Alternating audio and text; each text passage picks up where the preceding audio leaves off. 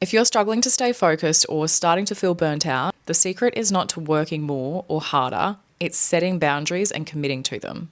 A lot of people perceive boundaries as laziness because it might mean that, after a certain time of day or night, you commit to switching off, or maybe you don't respond to emails at a certain time or on weekends. But setting boundaries is not a sign of weakness or a sign of laziness. Boundaries protect your time and energy, which are some of your most valuable resources as a business owner, a founder, or a leader. Without boundaries, you're often constantly reacting to others' demands of you, and this really leaves little room for strategic focus, but also for your own rest and recovery. Saying yes to everything will just dilute your focus and will lead to overcommitment and stress. Boundaries let you prioritize what truly matters, giving you clarity to stay productive without burning out. There are two main types of boundaries, and both are equally as important: your personal boundaries and your professional boundaries. Personal boundaries should recharge you, so it's making time for things like your relationships, exercise, other healthy habits, as well as things that you enjoy, like your hobbies or catching up with friends. Professional boundaries should help you draw a clear line between your personal and professional life.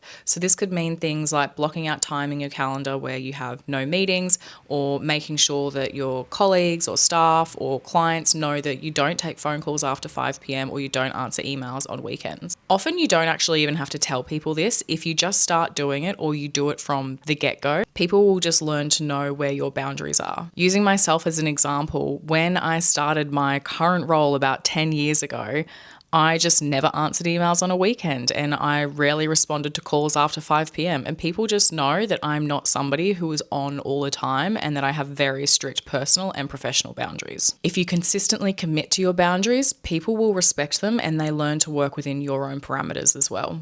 Exercising your personal and professional boundaries also sets a tone for the culture in your business. You're modeling a really healthy habit, and by doing so, you're going to have greater staff retention and engagement if you have a team, but also in terms of your own success or your team's success, it's going to be far more sustainable because you're prioritizing what really matters, both professionally and personally. And in doing so, it should mean that you're staying aligned and consistent with your values and your purpose, and you're not compromising on any of that.